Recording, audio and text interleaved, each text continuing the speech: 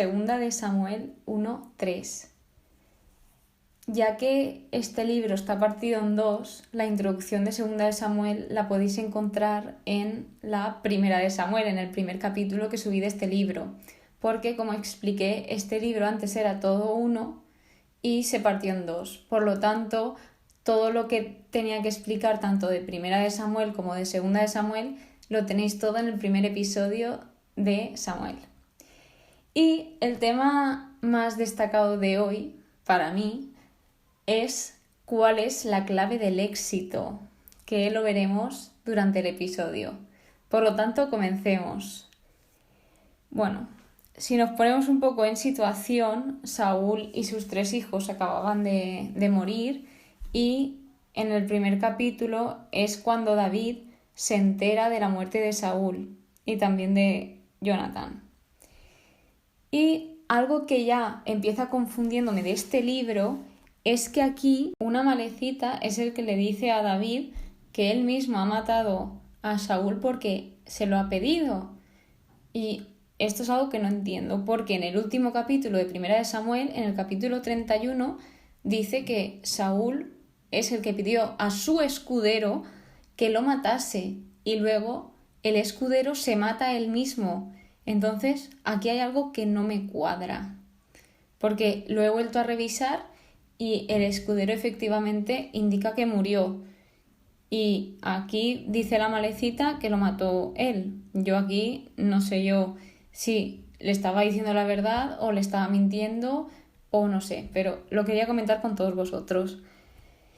Y al David oír esto, cogió sus vestidos, los desgarró, también los hombres que estaban con él, que esto no le dio importancia, como casi siempre hay cosas que no le doy importancia y luego cuando entro en el estudio bíblico o busco información de cada versículo descubro un montón de cosas, es que dice, lo mismo hicieron los hombres que estaban con él.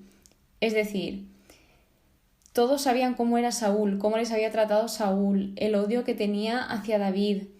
Y toda la gente de David, en vez de extrañarse y decir, no, tú tienes que hacer esto a David, o decir, tendrías que alegrarte, no. Primero David no se alegró, sino que se puso a llorar, a lamentarse y a ayunar por Saúl y por Jonatán, y los hombres también. Así que los hombres tenían un gran ejemplo de David y hacían y seguían su ejemplo. Esto es lo que me impactó cuando lo leí en el estudio. Y luego ya David se enfada muchísimo y manda matar a este Amalecita, porque yo creo que la impresión de este señor, de la Amalecita, es que él iba como fardando de que había matado a Saúl, ya que era el enemigo de David, pero David lo que siempre estaba diciendo a los demás es que no lo matasen, porque David, aun todo el daño que le había hecho, él lo amaba y lo respetaba y le era fiel a su señor. A lo que David, antes de que matasen a este hombre, dice, ¿cómo no has temido alzar tu mano para matar al ungido de Yahvé? Porque quien debía de encargarse de Saúl era Dios, no este hombre. Por lo tanto, esto es lo que pasa cuando intentamos hacer las cosas que debe de hacer Dios, que sale todo mal, porque Dios sabe cuándo hacer cada cosa y si nos adelantamos no va a ir nada bien. Más tarde, David hace una elegía por Saúl y Jonatán y esta está escrita en el libro del Justo, que aquí también la recita. El libro del Justo, si os acordáis, porque yo decía, digo, ¿de qué me suena tanto este libro? Este libro yo creo que se ha mencionado antes en la Biblia y como también creo que menciona alguno más, sé que alguno no se ha encontrado, pero este creo que sí. Y el libro del Justo sale en Josué, capítulo 10, versículo 13, y es una colección de poesía hebrea antigua. Luego ya acabando esta elegía, dice, me gustaría comentaros esto que dice David. Tu amor fue para mí más delicioso que el amor de las mujeres, porque David, la amistad que tenía con Jonatán, tenía a Dios en el centro y es Dios quien unía a ellos dos y por lo que su amistad seguía creciendo y sobre todo en amor, porque cuando Dios está en el centro, todo crece, el amor crece porque tú tienes límites, un humano tenemos límites, llegamos hasta cierto punto, pero cuando tú decides meter a Dios en cualquier relación, ya sea de amistad, de noviazgo, etc., el amor va muchísimo más allá, porque Dios es infinito, Dios no tiene límites. Por lo tanto, tú vas a ver cómo ese amor va a ser inmenso y eterno. A lo que, claro, aquí es que David, las mujeres de David, dice esto porque no fue todo conforme a la voluntad de Dios. David tenía un montón de mujeres y ahora lo veremos más tarde. Pero ved aquí cómo David ama tanto a Jonathan. Es que ya dije que me parecía muy bonita y muy ejemplar su amistad y con esto se confirma ese duelo que está llevando David por la pérdida de Jonathan. Y antes de continuar con el capítulo 2 me gustaría comentaros esta pequeña reflexión que saqué de un estudio. Dice así: a pesar de todo lo que Saúl hizo contra David, David escogió convertirse en un mejor hombre en vez de amargarse. Es decir, ¿cómo respondió David al odio? Con amor. Y mirad qué bien le fue todo, porque David perfectamente podría haberse amargado, podría haber dejado entrar el odio, la ira, el rencor en su corazón, ir a muerte a por Saúl, pero no dejó que el odio entrase en su corazón. ¿Y cómo pudo lograr esto? Teniendo siempre a Dios presente y a la palabra de Dios. Porque si nosotros tenemos presente su palabra y tenemos presente a Dios, Él va a actuar y va a impedir que nosotros tengamos odio. Porque, como todos sabemos, Dios es amor. A lo que David mantuvo su corazón libre de resentimiento. En el capítulo 2 trata sobre la consagración de David en Hebrón. Y aquí es cuando yo comentaba la clave del éxito. ¿Cuál es la clave del éxito? Y David nos muestra cuál es. Y me diréis, ¿y cómo puedo hacer para que todo me salga bien? ¿Y por qué a David, a pesar de todo el odio que le tenían, a pesar de toda la envidia, a pesar de todas las dificultades en el camino, por qué todo le salía bien hasta ahora? Porque consultaba a Dios. La clave del éxito es consultar a Dios, porque ¿quién mejor que Dios nos va a conocer? Nadie. El que mejor nos conoce es nuestro Creador, el que sabe tus deseos, el que sabe lo que tú quieres y el que sabe qué es lo mejor para ti. Por lo tanto, algo que a mí me llamaba mucho la atención desde que empecé a leer este libro de Samuel, Primera de Samuel, y ahora, que de hecho en este capítulo está constantemente: después de esto consultó David a Yahvé, y luego vuelve a decir, y consultó a Yahvé, y volvió a consultar a Yahvé. Está constantemente consultando a Yahvé y escuchando sus respuestas, porque Dios te contesta siempre que preguntas. La cosa está en si tú sabes escucharlo o si tú quieres. La cosa es si tú quieres escucharlo, porque Él te contesta. Dios es muy rápido en responder, pero ya depende de ti si lo quieres escuchar o no. Por lo tanto, esta es la clave del éxito. Y en este punto ya se unge a David como rey sobre la casa de Judá. También hay un pequeño, entre comillas, diálogo, porque lo está explicando, entre los hombres de Yabes de Galaad que habían sepultado a Saúl con David, a lo que David les dijo que Dios fuese misericordioso con ellos y fiel, y también les dijo que tuviesen fortaleza y que fuesen valerosos. Luego se proclama a Isbaal rey de Israel, pero su reinado dura 2 años. Y aquí otra cosa que me desconcertó, me desorientó, me dejó un poco loca, es que de repente yo entendí que Saúl tenía 3 hijos y 2 hijas, pero aquí habla de otro hijo. Luego me lié porque los que morían, los 3 que mataron, eran Jonathan, Malquisuá y Abinadab. Y Abinadab no estaba anteriormente, pero Isyo o Isbaal o Isboset, es que tienen 8000 nombres, qué lío. A mí esto de los nombres me lía mucho, encima me cuesta muchísimo pronunciarlos. Así que perdonen por mi pronunciación, no es mi intención. Mi intención es intentar transmitiros cómo estoy estudiándola y también mostraros mis pensamientos, lo que voy pensando y para que se haga más ameno. Entonces lo que os iba contando, habla de Isbaal. Entonces este es un hijo que no le murió, no le mataron, porque le dijeron que iban a morir sus hijos, pero aquí hay uno que se ve que no muere.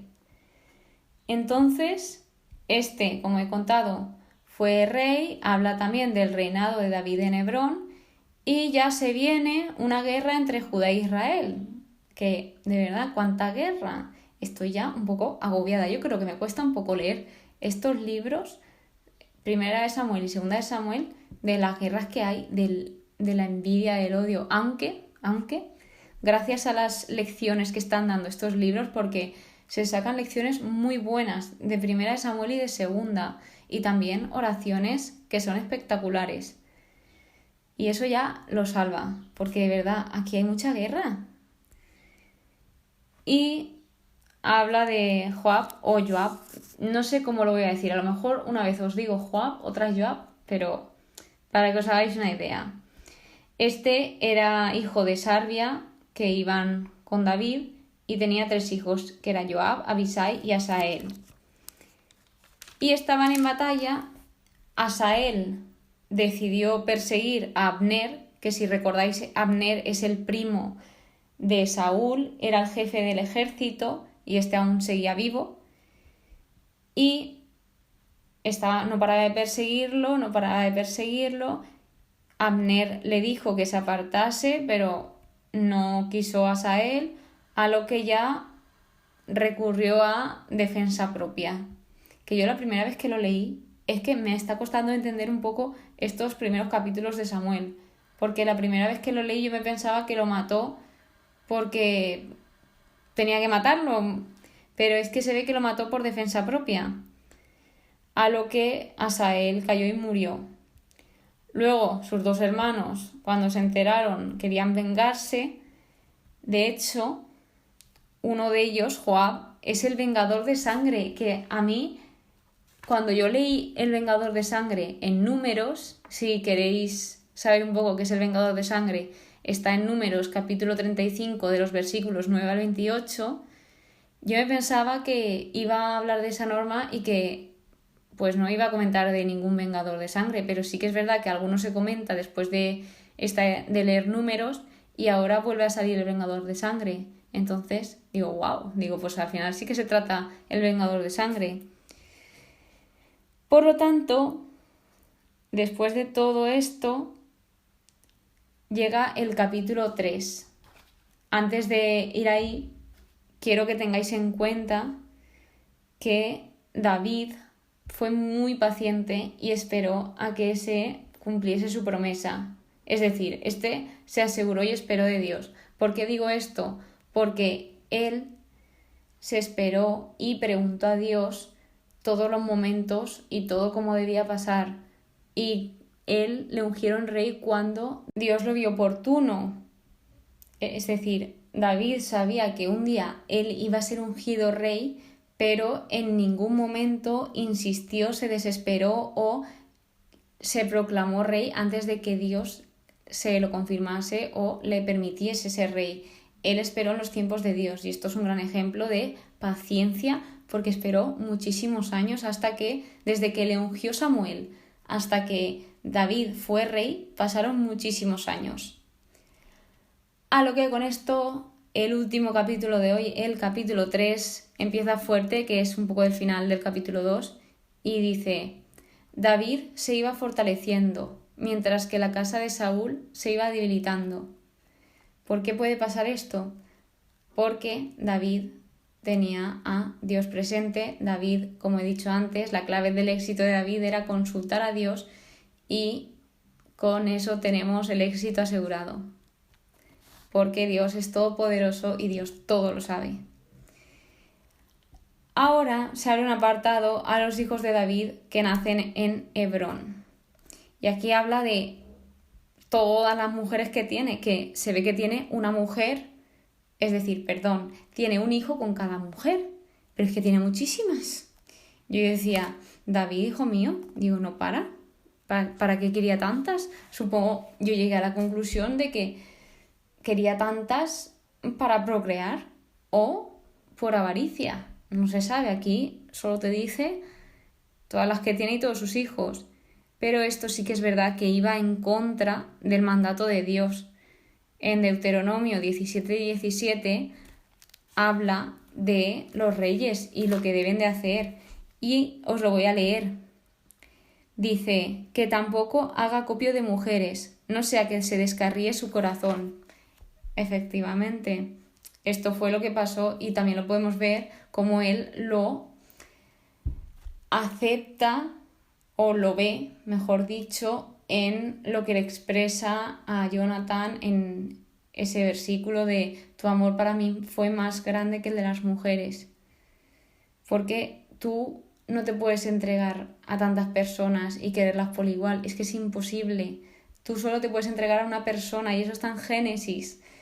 Tú estás hecho para una persona y cuando tú te juntas con esa persona te haces uno. En cambio, David se entregó a una montonada de personas y era imposible darse a todas. Por eso esto desagradó a Dios. No lo indica en la Biblia, pero esto está ya contra la ley de Dios. Después de todo esto, Abner tiene una pelea con Isbaal y Abner decide ayudar a cumplir lo que Yahvé prometió y a apoyar a David, a lo que después de esto Abner va a negociar con David y lo único que le pide David es que cuando se presente ante él debe de traer a Mical. Si recordáis, Mical era la hija de Saúl, que fue la primera esposa de David, pero Saúl se la quitó y se la entregó a otro hombre. Por lo tanto, esto es lo que le pide. Y luego David fue súper generoso con él, le dio el banquete. También le dice a Abner que va a reinar conforme a tus deseos. Que yo creo que esto es un fallo, no lo sé bien, pero le está diciendo que va a reinar conforme a sus deseos. Y yo diría que lo correcto sería reinar conforme a los deseos de Dios, que yo lo que deseo es que tú reines conforme a los deseos de Dios, no a los tuyos. Porque cuando tú reinas conforme a tus deseos, madre mía, saber qué pasa luego. Y después de todo esto, llega Joab y se da cuenta del percal, de qué estaba pasando. A lo que Joab le dice: ¿qué has hecho? ¿Cómo has permitido que Abner se marchase? Porque Joab era el vengador de sangre de su hermano, del hermano Asael que mató a Abner. Es que Asael y Abner se parecen mucho y a lo mejor también os puede liar a vosotros. Yo por eso me hago el árbol genealógico, porque si no me llevo un lío de nombres y de personas. Continuemos. Entonces Joab se piensa que le ha engañado a David y van a buscarlo. Van a por Abner. Porque la ciudad de refugio, si recordáis, cuando tú tenías un delito de sangre, que es lo que os he contado antes, que estaban números, tú tenías derecho a refugiarte en un lugar de refugio, que estaban específicos en cada punto, y mientras tú estuvieses en tu lugar de refugio, el vengador de sangre no podía ir contra ti, porque tú estabas ahí hasta que se hiciese el juicio o hasta que se muriese el sacerdote que te tenía a cargo. Por lo tanto, Joab fue igualmente a esa ciudad y lo mató, es decir, que se saltó las normas escritas anteriormente. Esto estuvo mal porque esto es algo que Dios había dicho de una manera y Joab lo hizo a la suya e incumplió la ley. Por lo tanto, cuando Joab llega y dice lo que ha hecho, el rey llora desgarradamente y también le hace una elegía a Abner. Es que David y Abner seguramente creciesen juntos porque uno era el primo de Saúl y David era como el siervo de Saúl. Por lo tanto, yo creo que tendría mucho amor por él. Por último, este capítulo acaba David maldiciendo a los que han matado o al que ha matado específicamente a Abner le maldice conforme a su malicia. Es decir, dice que Yahvé pague al malhechor conforme a su malicia. Y así acaba estos capítulos. Son un poco intensos. De hecho, si los leéis, por lo menos para mí, se me han hecho muy intensos y como muy, muy fuertes. Así que espero que os haya gustado. Muchísimas gracias por escucharme una vez más, de verdad. Y nos vemos en el siguiente episodio. Que Dios os bendiga.